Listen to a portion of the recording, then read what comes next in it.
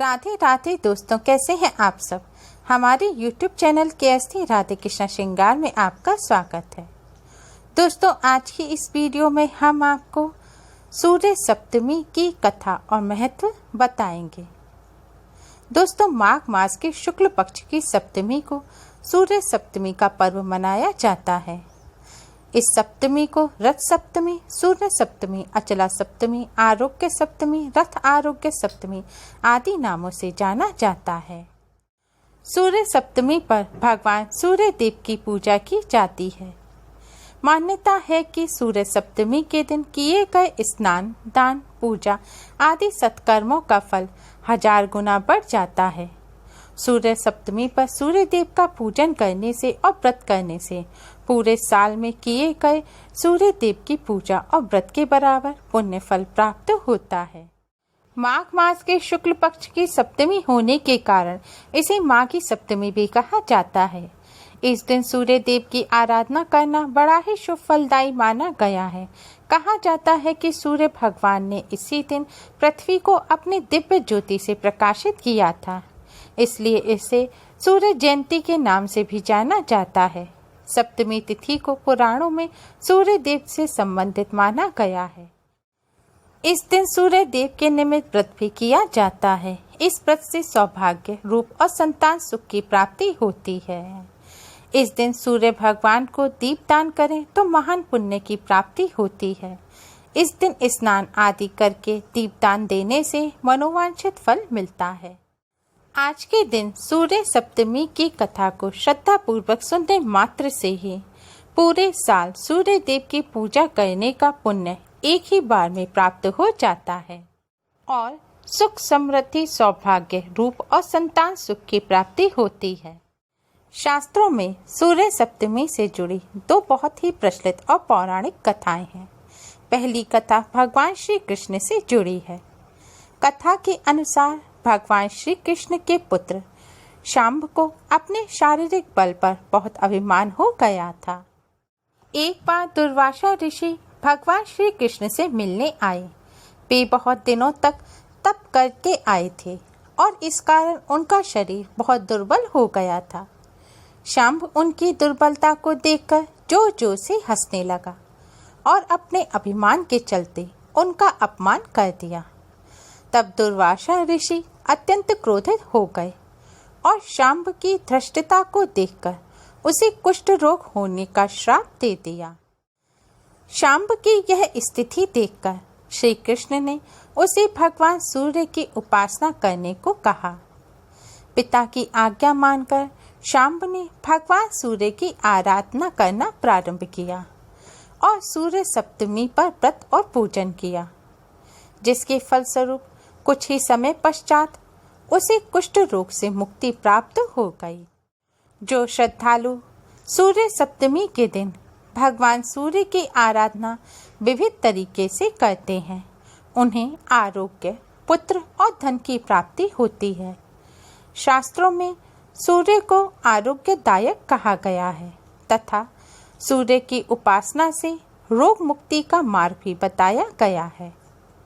इस व्रत को करने से शरीर की कमजोरी, हड्डियों की कमजोरी, जोड़ों का दर्द आदि रोगों से मुक्ति मिलती है। इतना ही नहीं, भगवान सूर्य की ओर अपना मुख करके सूर्य स्तुति करने से चर्म रोग जैसे गंभीर रोग भी नष्ट हो जाते हैं। धार्मिक ग्रंथों के अनुसार यदि विधि विधान से यह व्रत किया जाए तो संपूर्ण माघ मास के स्नान का पुण्य मिलता है।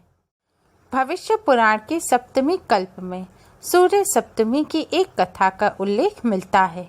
कथा के अनुसार एक बार महाराज युधिष्ठिर ने भगवान श्री कृष्ण से पूछा कि महिलाओं के लिए कलयुग में सबसे श्रेष्ठ व्रत कौन सा है। तब भगवान श्री कृष्ण ने कहा, प्राचीन काल में एक गणिका थी। उसने जीवन में कभी कोई दान पुण्य नहीं किया था। जब उसे अपने अंत समय का ख्याल आया तो वह वशिष्ठ मुनि के पास गई। उसने मुनि से अपनी मुक्ति का उपाय पूछा। इसके उत्तर में मुनि ने कहा, कि स्त्रियों को मुक्ति, सौभाग्य और सौंदर्य देने वाला अचला सप्तमी से बढ़कर और कोई व्रत नहीं है। इसलिए तुम इस व्रत को माघ शुक्ल सप्तमी के दिन करो। इससे तुम्हारा सभी तरह से कल्याण हो जाएगा। अचला सप्तमी का व्रत करने के लिए षष्ठी के दिन एक बार भोजन करो। सप्तमी की सुबह स्नान के पूर्व दिवोदास के मतानुसार आग के 7 पत्ते सिर पर रखें और सूर्य देव का ध्यान करके गन्ने से जल को हिलाकर नमस्ते रुद्र रूपाय रसाना पते नमः वरुणाय नमस्तु अस्ते मंत्र पढ़कर दीपक को बहा दें।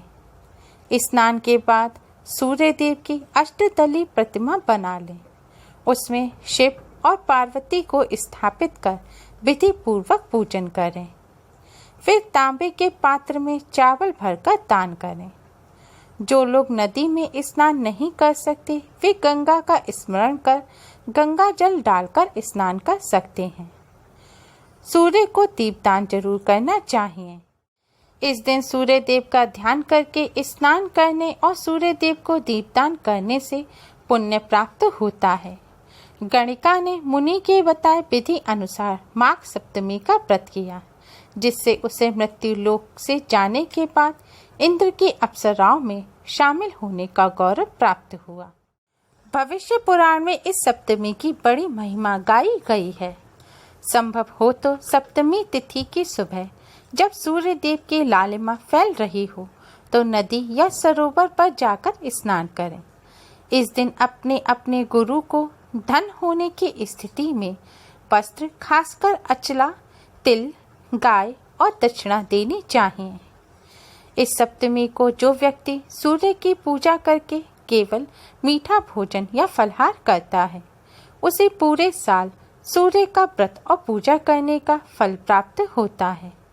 भविष्य पुराण में कहा गया है कि यह व्रत सौभाग्य, सुंदरता और उत्तम संतान प्रदान करता है।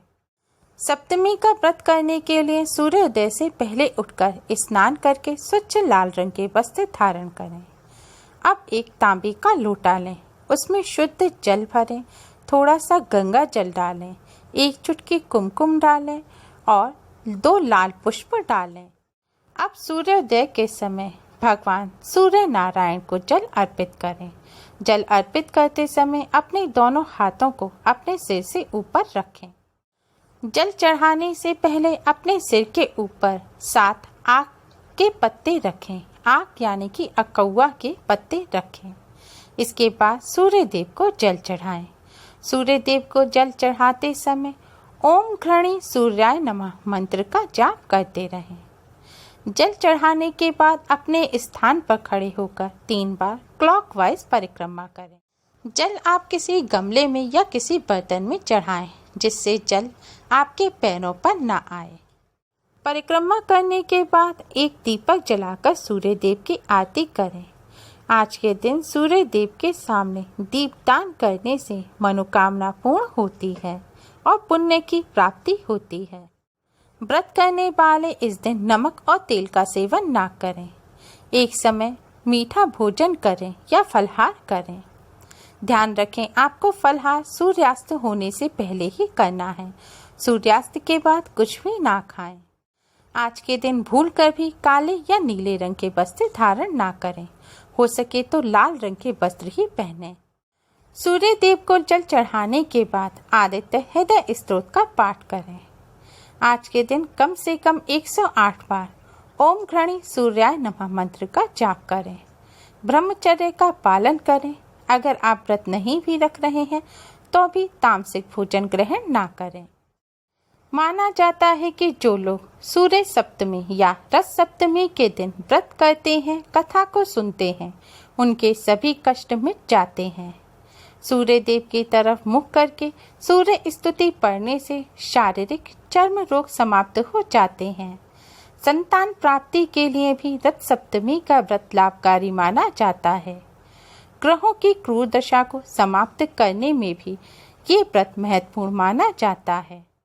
इस व्रत को करने और कथा सुनने से आरोग्य, सौभाग्य, सुख, संपत्ति और संतान की प्राप्ति होती है।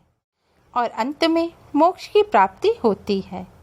उम्मीद है आपको हमारी ये वीडियो पसंद आई होगी। प्लीज़ लाइक करें, हमारी इस वीडियो को अपने फ्रेंड्स और रिश्तेदारों में ज़्यादा से ज़्यादा शेयर करें, जिससे वह भी इसका लाभ उठा सकें।